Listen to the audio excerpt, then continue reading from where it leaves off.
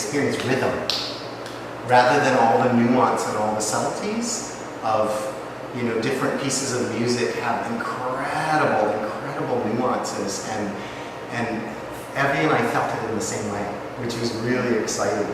So it wasn't just about being on the same beat or the same rhythm, but it was the feeling of the music that we had. Yeah. So you probably don't want to get me drinking.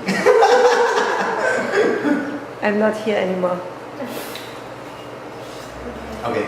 So I cut these down into here because last time we had like 23. Because he said, Yeah, it was a lot. Yeah, he said in the presentation he wants the words with passion and actually the person sort of way. So I'm like making more stuff to do. Okay. But, how did ballet turn into a passion for you? Can you describe to a person that's never done ballet and why is it so amazing and why they should experience that? So there are several different things that combine in ballet, and one of them is the athleticism, which I was really drawn to because I love moving my body.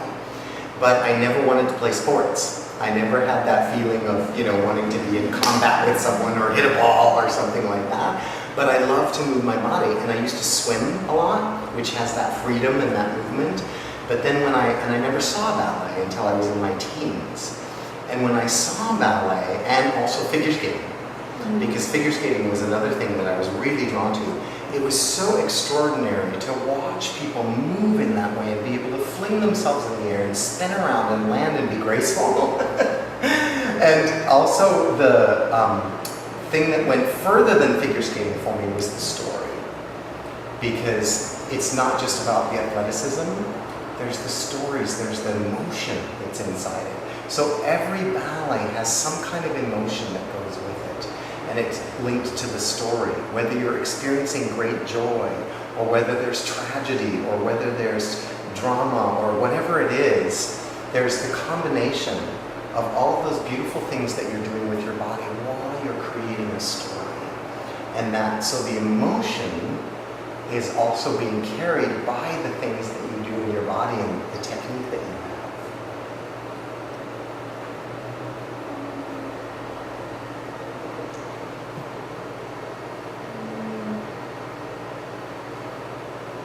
What was it like growing up in Winnipeg and dancing ballet? Well, I didn't actually grow up in Winnipeg. That's okay, yes. So that was the really amazing thing about me having a career in this, because I started really late to be a professional ballet dancer. Because I grew up on the island of Borneo and there was no ballet there. The first time that I ever saw a ballet class, this visiting woman came, and she was just there for a few months, and she was going to teach ballet classes while she was there. And my mother wanted my sister to take ballet because she was having trouble with coordination and things like that. And so she wanted to take her, and I really wanted to go. And the ballet teacher said, no, I won't teach boys. So I would stand outside and look through the windows and mimic everything that they were doing, because I just thought it was so beautiful, and I love music. I just love music. I always have. From a very young child, I get very moved when I hear music. And my mother used to say, before I was even cognitive of this, that she would put music on, and at that time it was all classical. There was no such thing as jazz or hip-hop or anything in our house. And so it was all classical music and church music, but I would move to it.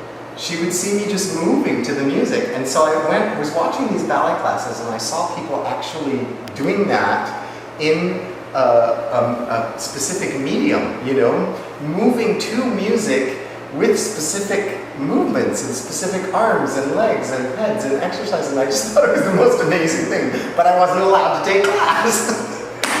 So then when we came back from overseas, and we had moved back to the Midwest, and then I asked, first of all, I was fascinated by figure skating too, because we had no snow or ice in there. So I started taking both at the same time, figure skating and ballet, but I'd never seen a professional ballet company. I'd seen skating shows on TV and Olympics and things like that, so they have a lot of things on TV that were really amazing in skating, and I'd never seen a ballet on TV. Now there's lots of it, and now there's YouTube. So the first time I ever went to see a classical ballet was when I was 17. And I knew right then, sitting in the audience, this is what I want to try and do with my life. I had no idea whether I could, because I'd not been taking very long, only a couple of years. But my body really lent itself to it very naturally, which was really good. I had a lot of flexibility naturally, I had a lot of movement qualities, and that connection with music, which is so important for dance, and the passion. And so I saw this first ballet, and I went back and I spoke to my skating coach and said, what do you think? And she said, absolutely, go for it. But go to the best school, one of the best schools. Don't go to some little by-the-way thing and get bad training. And so I did. She gave me schools to write to, and I went to one of the very best ones, and it had the Vaganova training, which is the Russian that I heard was very, very good and strong. And so I went and got this Vaganova training, and the moment that I got there, I knew that this is what I wanted to keep going with. It just felt so incredibly good. Again, that combination of the movement with the music, with the passion, with the feeling that you have inside yourself. So I was right away in just joy. And I had a lot of catching up to do.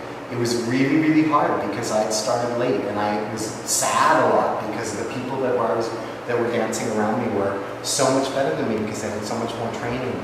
But my body really took to it, and I was able to catch up, and I was able to have this career. And that was the incredible thing, was to have the kind of career that I had, starting as late as I did, was really, really unusual.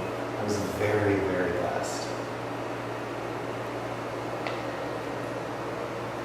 You started ballet because you were studying ice skating. How's the transition from ice skating to dancing ballet, and what happened to your ice skating? It was really interesting, actually, because when I talked to my coach about it, she said to me, yes, you could absolutely have a skating career, but here's the thing.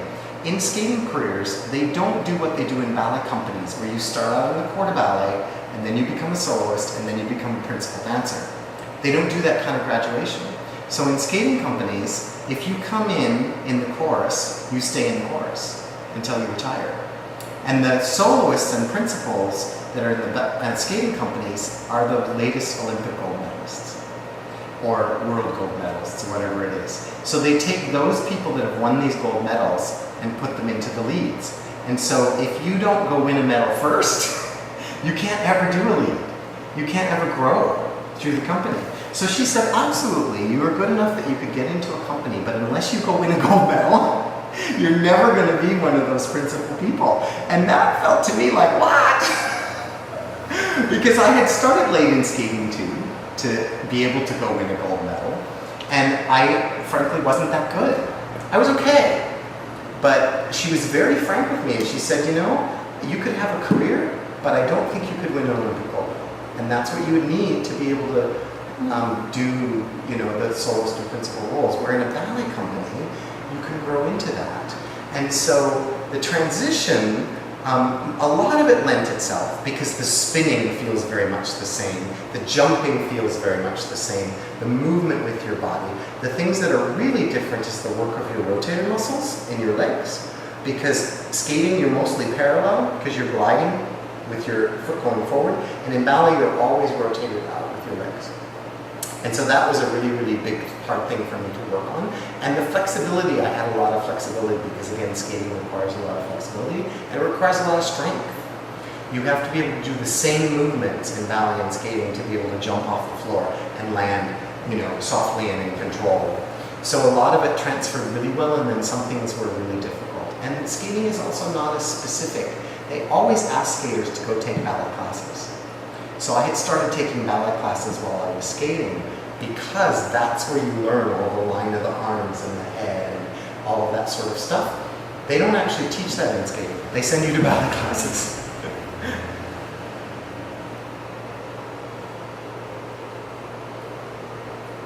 Do you ever skate for fun? Do you ever go to Honolulu? You know, I haven't, but after I stopped skating, and I was dancing for a really long time and got into companies, people found out that I was a figure skater, and then I was asked to come back and coach skaters as a ballet dancer. And so I was still on the ice, I had my skates on, and because I knew all of the technique of skating, I could say to them, you know, when you're doing your 3-turn, you need to have your head like this. And so I knew all the terminology and things like that, and so it was actually really fun. So for a while when I was in Toronto and I was dancing with the National Ballet, I was also coaching skating at the same time. But I actually never did just put on my skates and go like do. And then the same thing happened on Oahu.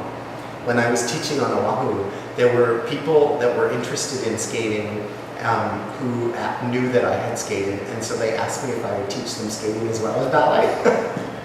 So I had some students that were both, and we would do some in the studio and some on the rink. You've been dancing for 9 years, and how long have you been teaching? So overall. Oh, I was in professional ballet companies for over a span of 10 years, but I was in school for 4 years before that. So I did the professional ballet school, that is, the Royal Winnipeg, where you go from like 9 to 6 every day for 6 days a week. It's very intensive. And so I did that for 4 years before I graduated into the company. And then I danced in companies, both the National Ballet and the Royal Winnipeg, for the next 10 years. And then I guested for a few more years after that, when I got into singing in musical theater, because I went into music, performing in music after that. And then I didn't start teaching until after I finished my music career. And that was when I moved to Oahu. And so I've been teaching now for 15 years. How do you feel when you're dancing? I think you've kind of said it already, but what's the main form of ballet? Well, yeah. It's a mix of emotions, right? It is, but there's also something in the body that's very specific with my body with classical ballet. I've done a lot of different kinds of movement. I've done modern dance, I've done tap, which is really fun, it's playful. I've done jazz, and not a lot of hip hop, I really don't enjoy that. But the thing that feels the best inside my body is classical ballet. And from a soul perspective too, because the depth of classical ballet, for me, goes really, really deep into my soul. And I do other forms of dance and it's fun, but it's more peripheral. It doesn't drop into that soul level the way it does for me with ballet. And part of that too is not just the way it feels in my body, but also the stories that we used to tell in ballets. And I've given you that one example about Evelyn, when Henny Arians, who was the director of the Royal Winnipeg, near the end of my career, he was killed very suddenly in a car accident. And both Evelyn and I were very close to him as a friend, as well as a mentor and as a director. He was an incredible being. And when he was killed in that car accident, it was so shocking. And the very last thing that he was working on with us was a ballet called Les Sophies, that's about the spirit world, which is incredible at the time of death, to be working on a ballet about the spirit world. And I played this character who was a poet, who had this spirit, who was played by Evelyn, who was his inspiration for his poetry. And so he would dance with her and he would get his inspiration for poetry, but she was not a living being. She was a spirit.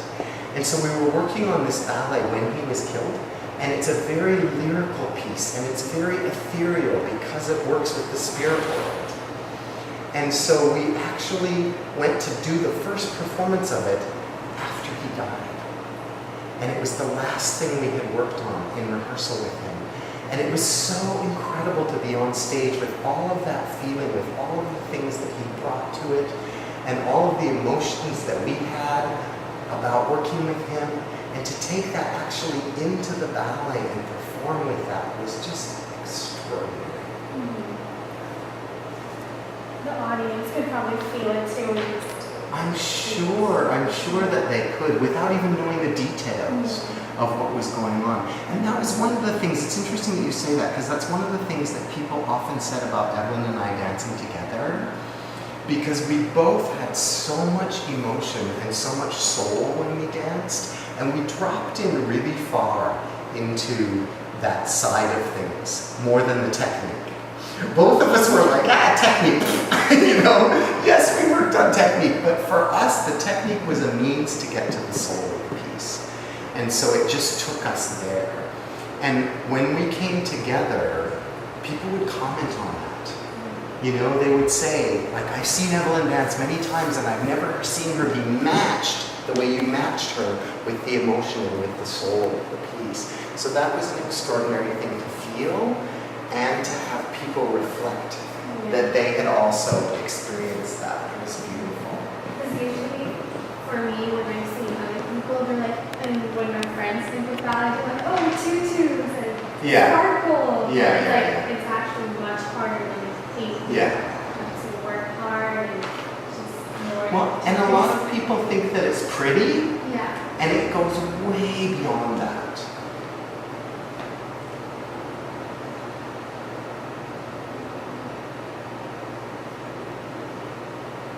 How and why did dance interest you?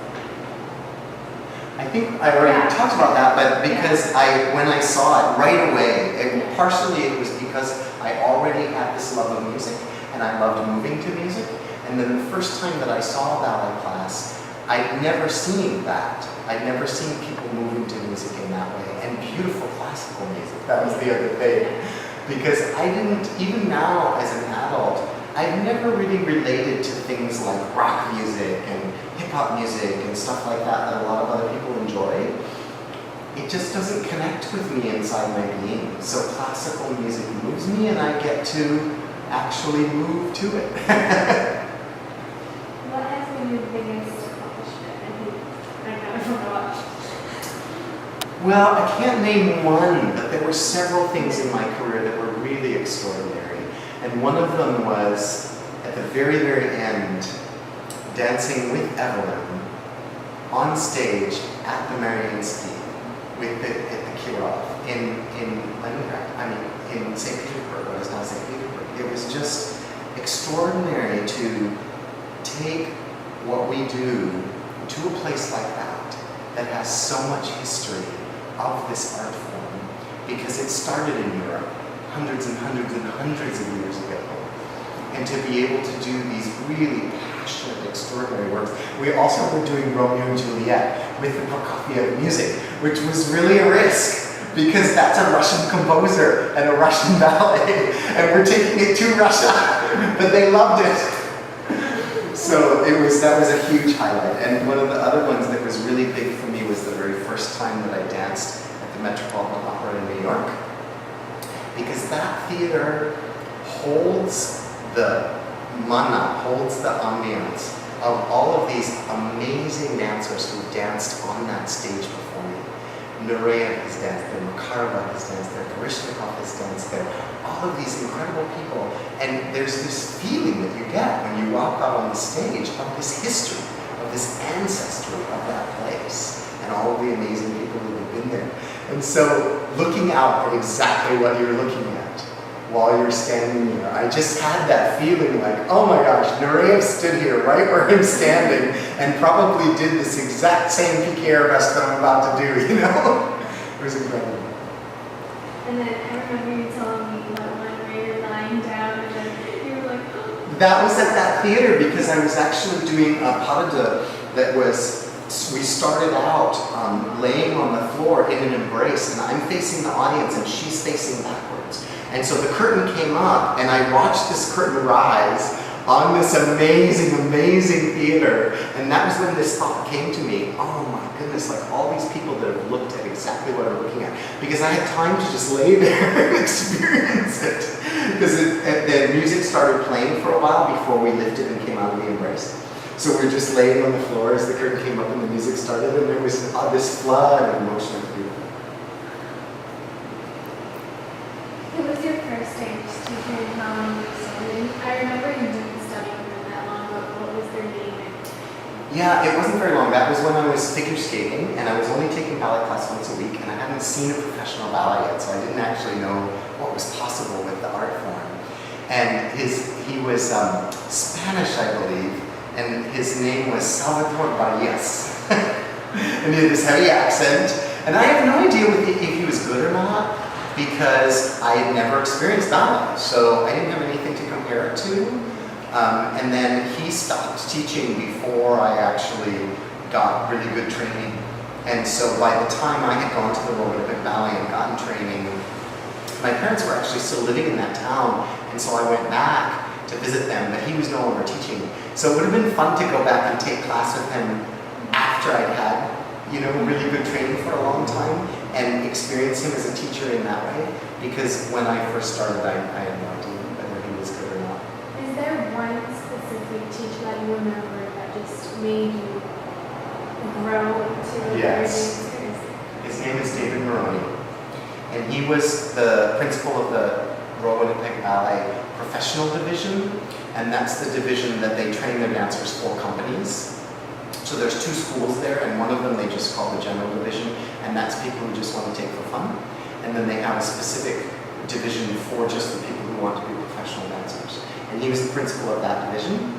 And he also taught not just the boys, all the boys' classes, the men's classes, but he also taught all the partnering classes. And he was an incredible, incredible partner himself. And he taught partnering in a way that I don't know if I would have been a good partner if I'd had anybody else. And that was one of the things that really took me far in my career, was because I was a really capable partner.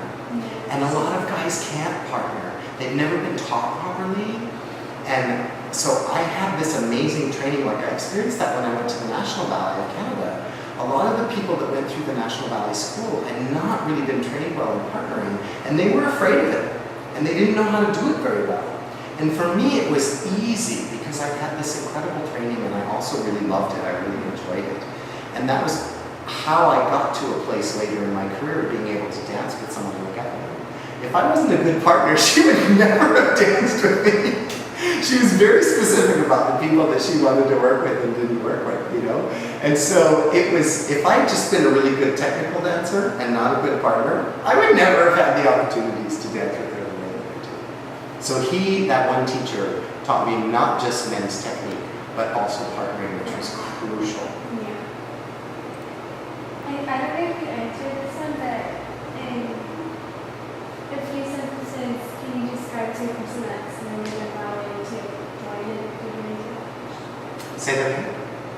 In a few sentences, describe to a person that's never done ballet to join, do it. Yeah. Okay, no, we did the last time, but not this time. Yeah, so first of all, I would say if you love music and dancing to music, then that's a start. Like that's where you come into it, is wanting to move your body to music. And then it's really specific. This art form has been around for so many centuries, and it's really refined. So some people really, really take to it right away, and then others just don't. And that's something that you have to feel. And it's really a feeling inside your body, because it's way more than exercise.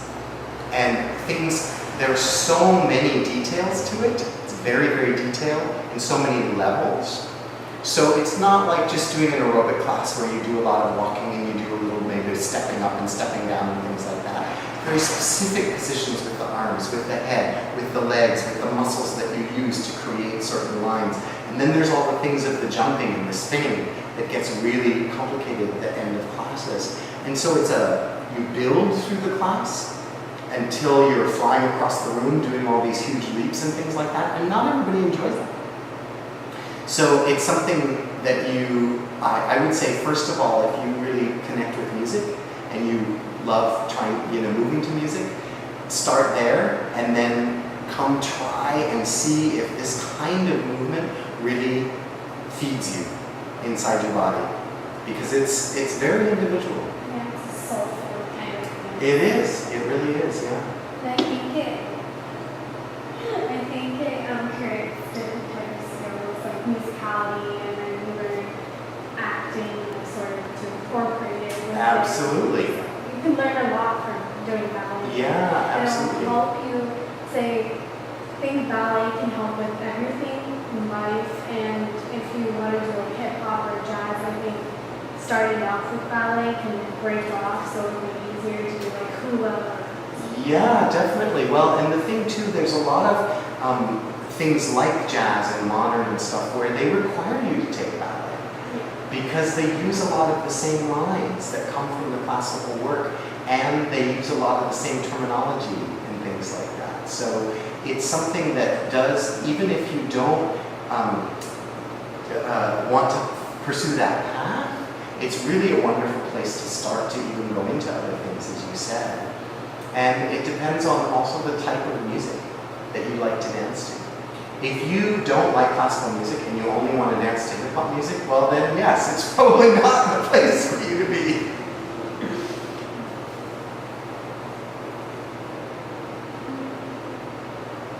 I think you've answered all these questions. Okay. So I think we're done. And then I have all of these done from last class because I remember them. I just forgot a few little things. Okay. So did you have some questions about things you forgot or no? No, I think Okay. I think you answered them. Yeah. Yeah, you answered them. Okay. All right. Thank you. Thank you. Yeah, I was saying to her last week, it was actually really fun to